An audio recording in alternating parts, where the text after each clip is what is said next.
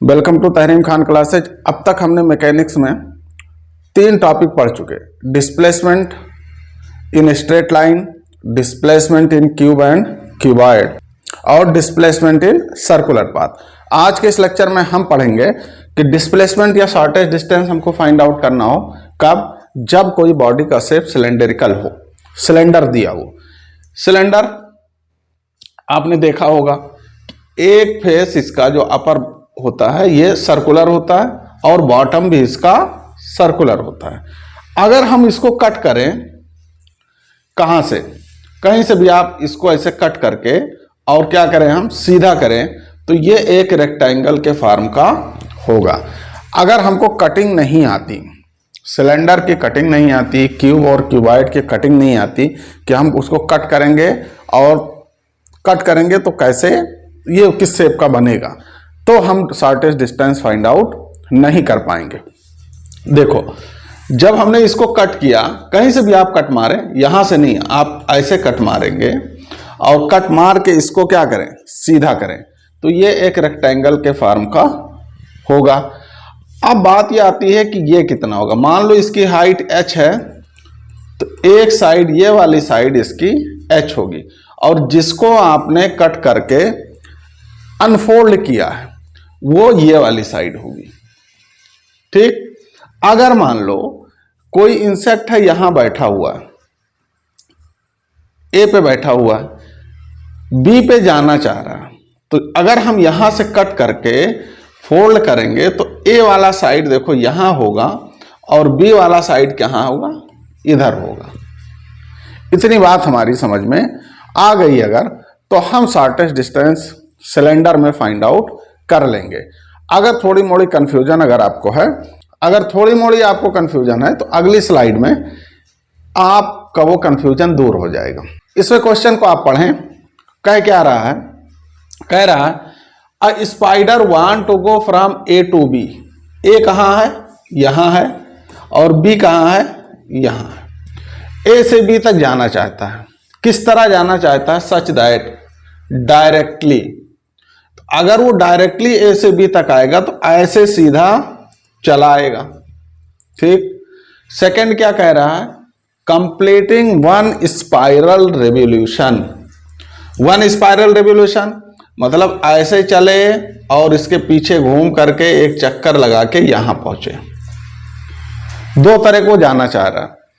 कह रहा है क्या, find the shortest path if H क्या है, इसकी हाइट है, और रेडियस क्या है इसकी, h/2π है। तो हमको क्या करना है, इसको फाइंड आउट करना। तो सिलेंडर की हाइट h है। पहला केस क्या कह रहा है, पहले जब डायरेक्टली वो आना चाहेगा तो कहां से कहां चलाएगा, सीधा चला आएगा। तो शॉर्टेस्ट पाथ कितना होगा, शॉर्टेस्ट पाथ कितना होगा, कितनी दूर चलेगा, h, सिलेंडर की हाइट h चला। इतनी बात समझ आ गई। सेकंड क्या कह रहा है, कंप्लीटिंग वन स्पाइरल रेवोल्यूशन। एक स्पाइरल रेवोल्यूशन कंप्लीट करके अगर बी पे आना चाह रहा है तो कितना होगा। अब हमको क्या करना होगा, अब हमको इसको अनफोल्ड करना होगा। कट मारेंगे, ये मान लो यहां जाएगा ए और ये होगा बी। हमने आपको बताया था कि अगर वहां से कट मारेंगे और अनफोल्ड करेंगे तो एक कॉर्नर ये वाला उधर जाएगा और ये कॉर्नर इधर आएगा। अब बात यह है कि ये तो h है, सिलेंडर की हाइट h है, बट ये वाला जो आपने अनफोल्ड किया ना, वो इसकी ये वाली डिस्टेंस होगी, ये सर्कल। तो इस तरह होगा। अगर हम सर्कल को कट मार के सीधा करें, जिसकी रेडियस r हो, यहां से इसको खोल दें, सीधा करें, तो कितनी होगी, 2πr। इसकी लेंथ सरकमफ्रेंस के इक्वल होगी, कितनी होगी, 2πr।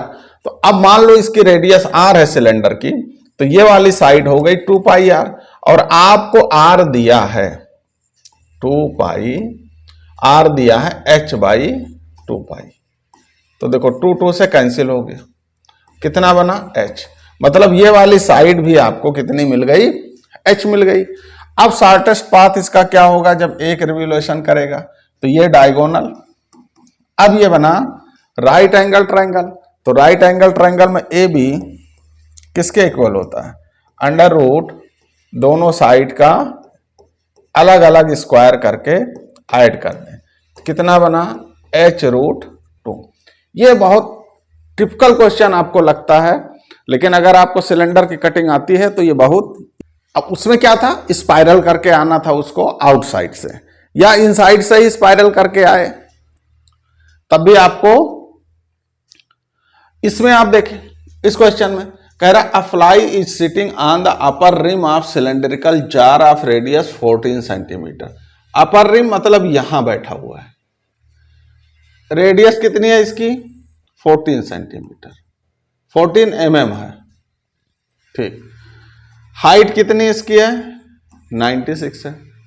It sees a speck of jam eight the opposite of lower corner. Opposite of lower corner, तो इसका अपोजिट लोअर कॉर्नर कहां, यहां पे जैम की एक बूंद लटकी हुई है या रखी हुई है। What is the minimum distance it will fly to get the jam. Minimum distance कितनी होगी, तो हम क्या करेंगे, इसमें अब उसने कंडीशन तो दे नहीं रखा, तो ये यहां से फ्लाई करेगी तो सीधे डायगोनली वो चली आएगी। अब हमको ये वाली डिस्टेंस तो पता है, अब ये वाली डिस्टेंस कितनी होगी, अगर रेडियस दिया है 14 तो डायमीटर होगा 28 mm।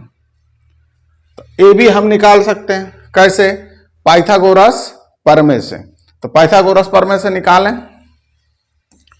ए बी इक्वल अंडर रूट 28 का स्क्वायर प्लस 96 का स्क्वायर, 28 का स्क्वायर इतना बन गया। अब देखिए 28 का स्क्वायर आप करेंगे तो 28 का स्क्वायर होगा 784 और 96 का होगा 9216।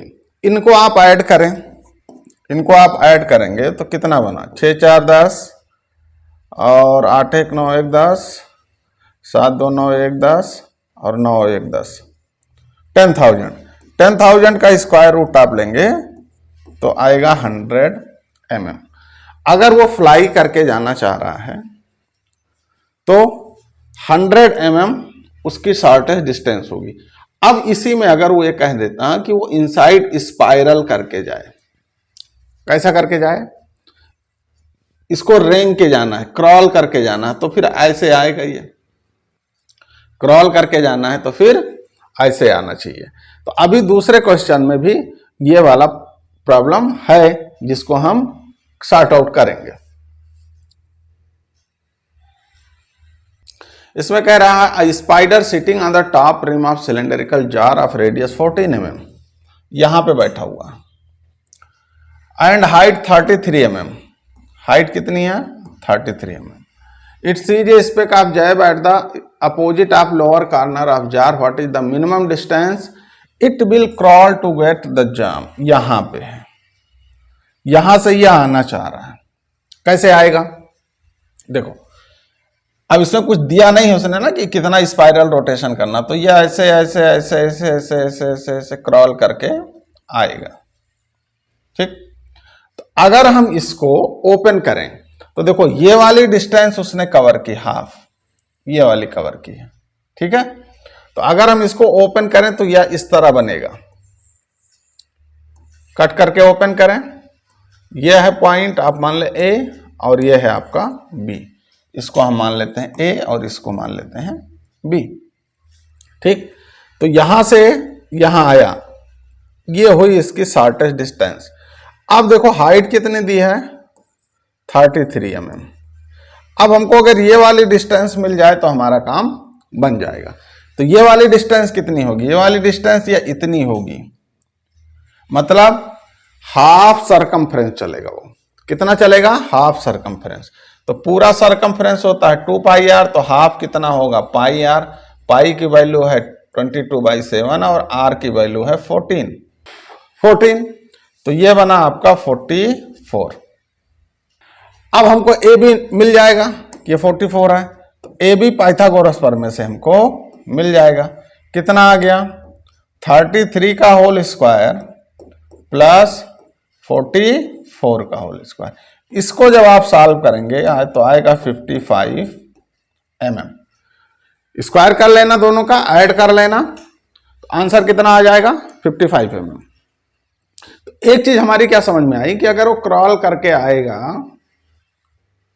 तो इस तरह हमको फिगर बनाना है, और जब कट करेंगे तो इस तरह का बनेगा। अगर आप कट नहीं कर पा रहे हैं, अनफोल्ड नहीं कर पा रहे हैं, तो फिर क्वेश्चन करना मुश्किल हो जाएगा। अब इसमें देखें, अभी तक तो दोनों कार्नर्स पे थे, अपोजिट कार्नर्स पे, तो आप सोच रहे होंगे इसको तो कर ले गए। अब देखो उसने एंगल दे दिया, कह रहा a lizard at point A, यहां पे है, on the upper rim of a cylindrical having radius कितना? 7 सेंटीमीटर। तो आर इक्वल हो गया 7 centimetre. Want to go bottom of cylinder I soon in below, यहां आना चाह रहा है।